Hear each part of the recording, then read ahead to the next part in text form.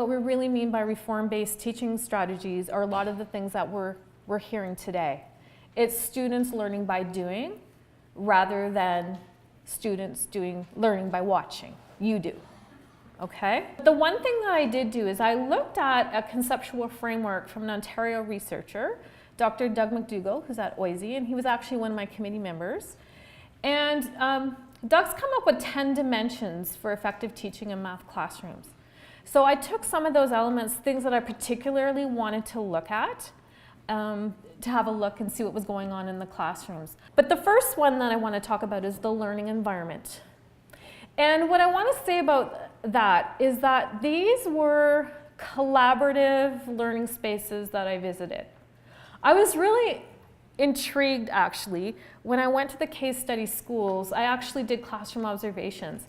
And in some of the classrooms, I'd walk into the classroom, and the classrooms would all kind of be in rows, you know, and I was wondering, I wonder how this is going to work out.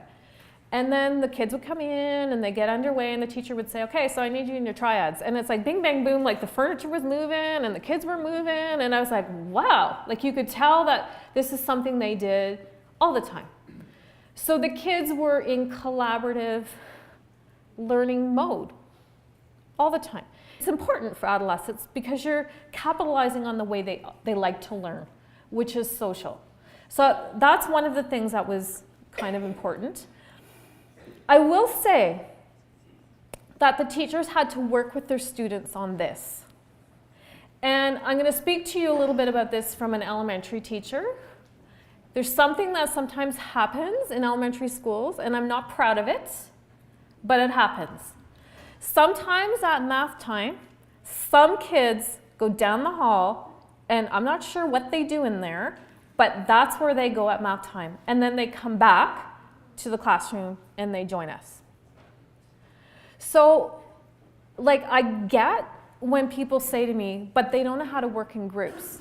Yeah, they probably don't, because they probably never had to. Because whenever the kids were working in groups in the elementary school in math, lots of times they went down the hall. So we have to remember the context sometimes of the students in front of us and how they lived life before they came to us. So if kids don't know how to work in groups, teach them how. Like, you can do that, right? Sometimes it's not easy, I know, but a lot of times the behavior, all those issues, because they don't know any other way to survive. So we work with them on that. And all of the teachers that I talked to told me that's what they had to work on. First month of school, you know, it was like, but the kids got it. And you would have been amazed what I saw when I went in, the way the students they did it, because that was expected. The other thing I want to say about the collaborative learning spaces is these were classrooms that, this is one classroom in particular, it's just one classroom, it happened in all of them. There was stuff all over the room. Now again, I'm not a secondary teacher, but in elementary, that's what our classrooms look like all the time. In fact, sometimes they're just crazy. There's so much stuff hanging off the walls, right? That's what students are used to in grade 8. And then sometimes, lots of times, we send them off to grade 9, and they're in classrooms that there's nothing on the wall. There's nothing to anchor their learning in. And that's hard for kids when they're used to finding what they need on the wall. And I get it, because I know in secondary schools, the kids are moving, the teachers are moving, and so on. But what I will say about these schools that I went into is they just decided, the teachers, the staff, this is going to be our grade 9 applied classroom. That's where grade 9 applied math is going to happen. And that way, the classroom can be alive for the students. The other thing I will say about learning environment is the teachers had super high expectations of the students. And it's a funny thing with kids. When you have high expectations for them, they seem to like to rise to them, as long as you work with them and support them along the way. Here's an agenda of one of the classes that I visited. This was typical. So there were 7 activities that took place in that 75-minute block. Those kids were moving all the time. And it was rigorous. There was none of this, you have 25 minutes, do that activity. It was like, you have 5 minutes, do it, and then we're on to the next thing, on to the next thing. The word I used to talk about it is it was really rigorous. The other thing is, in all the classes, there was always in the middle, some kind of like, in between 3 and 4 maybe, there was like a 2-minute break. Some kids actually even left the classroom, and I'm like, they'll never be back. The way I've heard teachers talking about students in grade 9 applied, like a minute, 45 seconds, they were back. Just really interesting. So it just gave the kids a chance to get up, move around, clear their head. And I've seen people here this morning, today, doing that. Standing up, like think of yourself, right? 75 minutes. Did anybody, like, you know, congratulations to you if you stayed in your seat for 75 minutes. It's really hard to do, right? And it's really hard for adolescents to do. The next thing I'll talk about is student learning tasks. And I will say that the kind of work that the teachers preferred in the classrooms I visited was really active, hands-on, students working in groups, those kinds of things that I talked about. But the other thing that I want to say about it is that the work was really demanding, and it ties in with what I said earlier about high expectations. After I visited the classrooms and I took a look at what kinds of work the students were doing, I wanted to kind of analyze it a little bit to kind of see what kind of thinking was being asked of the students, what kind of cognitive processing and so on were they having to use. So I actually used a framework that has been designed by Tim's, and it's kind of a modified Bloom's taxonomy, I guess. And at the very, very beginning, and hopefully you can read this, but at the very lowest level is just knowing. Like the kids know the things that we're asking them to do. So, you know, you've seen this before, recalling, recognizing, just kind of low level stuff. Then the next level would be applying. Are students actually having to represent their thinking, all those kinds of things. And at the very top rung is reasoning.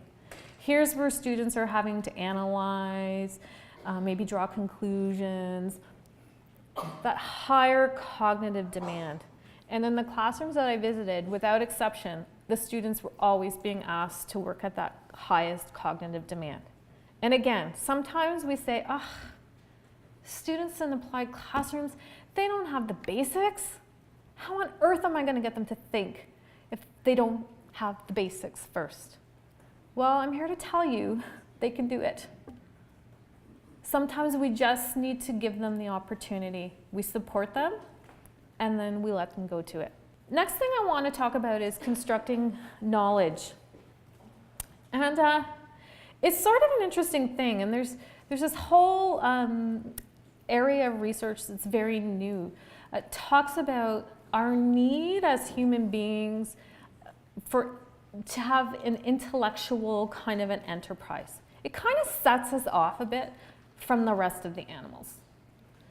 And if you're interested in learning more, there's a researcher, I've just really started to try to read a little bit about his work, Gershon Harrell. I don't even know if I'm saying that right, but he talks about how humans have this intellectual need. Think about babies. You put a puzzle in front of them, they are all over that thing. It doesn't matter what baby we're talking about. We have this curiosity, this drive. And I'm sad to say sometimes we just beat it right out of them when they come to school. Like we really do sometimes, right?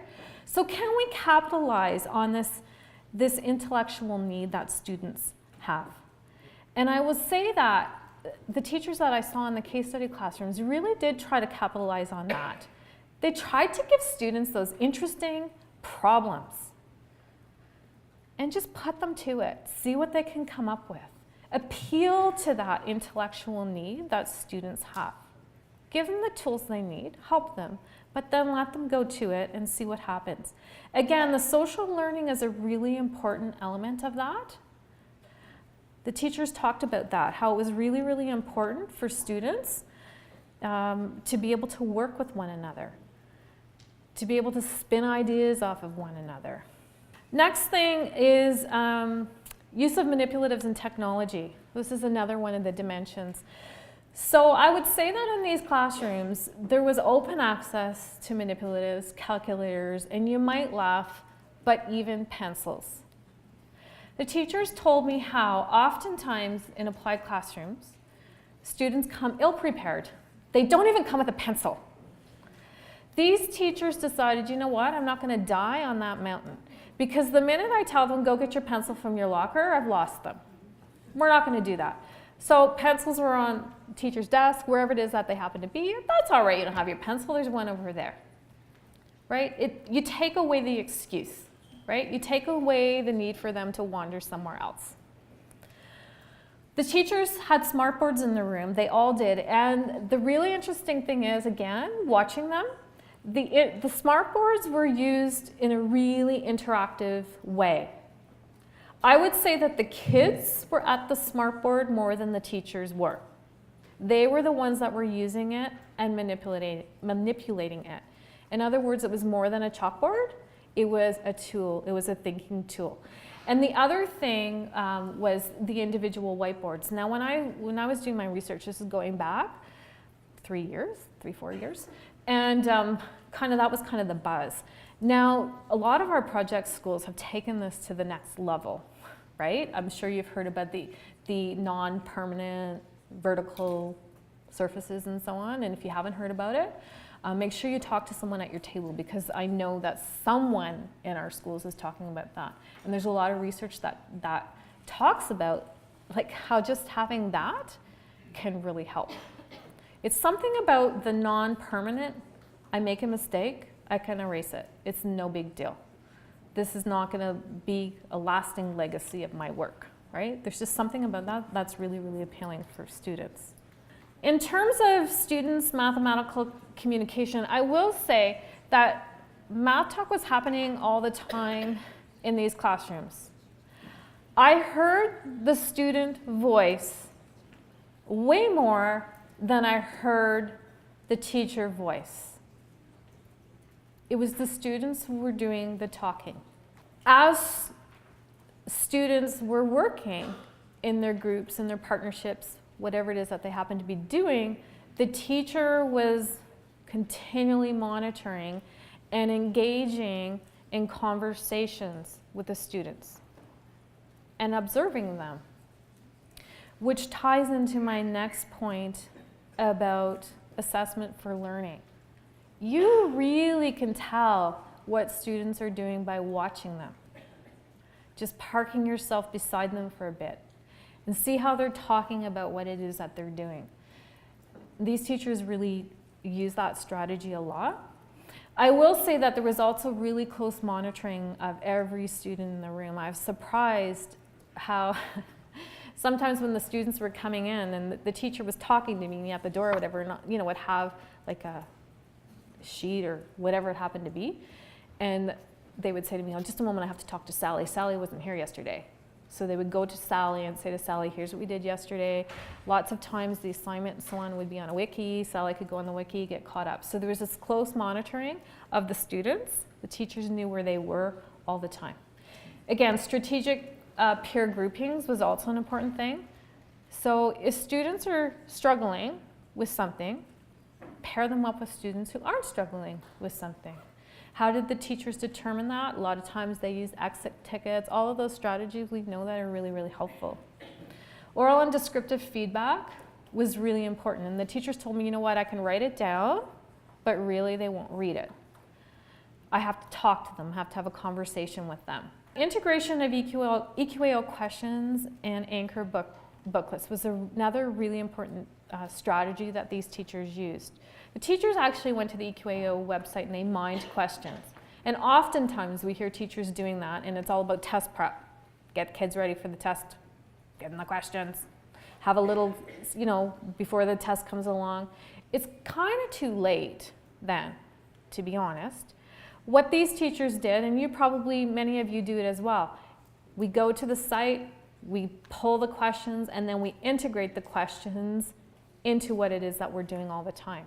The thing is a lot of the questions are good questions. They're not all perfect, but a lot of them are actually good, or it's a good start for you. And then the other piece that was important, not always, but sometimes the teachers would actually have the students look at the anchor booklets as well and actually think about their own work and what would I have to do to my work to improve it. So that was another really important element. I asked the teachers, what do you think the biggest barrier is to students doing well in grade 9 applied? One of the things is that students come into the grade 9 applied classroom a lot of times and they're pretty much beaten up by math. They come in, they think they can't do it. It's just not a pleasant place for them to be. And again, let's think of the history sometimes with students coming from the other panel. So what did they do about that? Well, this is probably one of the most beneficial things I can tell you. Start by building confidence with students, success and comfort with math. Get students on board by making them successful. The best way to do that is start with something they're going to be good at. So a lot of teachers told me how they started with measurement or geometry. Nobody started with algebra. And a lot of times our reaction is, let's start with algebra, let's hit them over the head, we'll get the hard stuff over with, and then it'll be easy. It doesn't really work that way because the students give up, right? So if we can start with something that they feel good about, build their confidence, man, it changes the story altogether. Share your love of math with the kids. They just see math as this enterprise that doesn't really, sometimes make a whole lot of sense to them. But you're math people, right? Lots of you have math degrees. You know some pretty cool stuff. So a lot of times the teachers were really about helping the kids to see the wildness of math. Like, it's pretty cool. If we can focus some time on that aesthetic dimension,